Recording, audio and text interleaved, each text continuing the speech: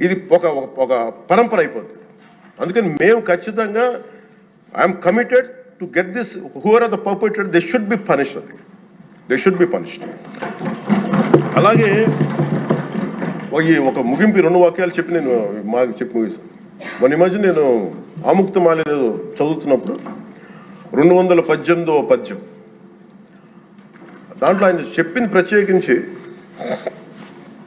ఆయన రాసిన ఈ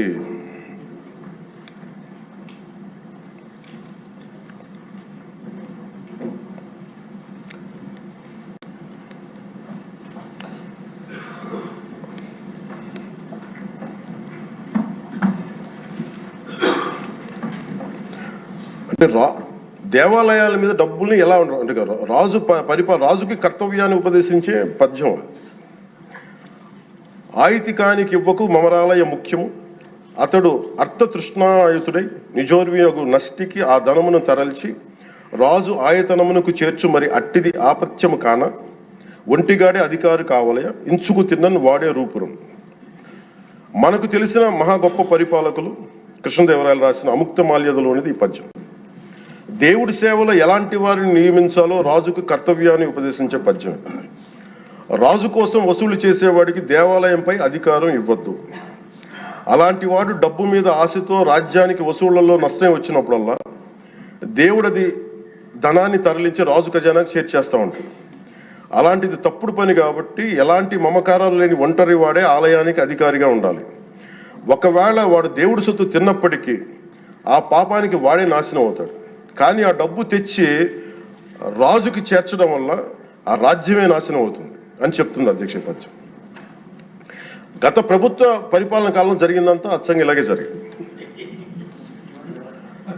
అంటే ఇది మనందరికీ కూడా చాలా లోతుగా ఆలోచించాలి. ఇది భగవంతుడికి సంబంధించినది. అంతమంది వెళ్ళి వాళ్ళ కర్మని అక్కడ వేస్తారు అధ్యక్ష డబ్బులుగా.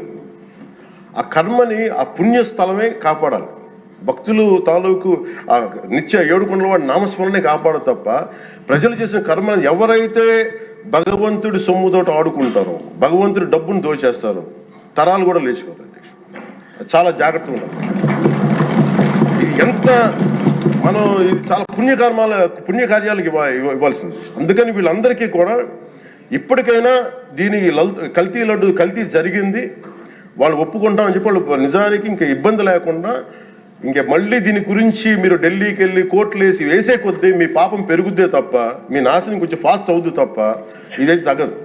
అందుకని దయచేసి అందరం ఈ ఒక్కటి అధ్యక్షుడు ఇంకొక మరో మాట చెప్పి మీరు ఎక్కడో చోట ఈ దేశం హిందూ దేవతల మీద హిందూ ధర్మం మీద దాడి జరుగుతున్నప్పుడు irrespect of political parties, irrespect of what you are, where you are, which language you speak, ఏ భాష మీరు మాట్లాడతారు, మీరు ఏ కులస్తులో తెలియదు, కానీ హిందూ ధర్మాన్ని మటుకు దాడి జరుగుతున్నప్పుడల్లా ముక్త కంఠంతో ఏకాభిప్రాయంతో ఖండించకపోతే మటుకు ఇలాంటి పరంపర కొనసాగుతూనే ఉంటుందని తెలియజేసుకుంటూ సెలవు తీసుకుంటాం.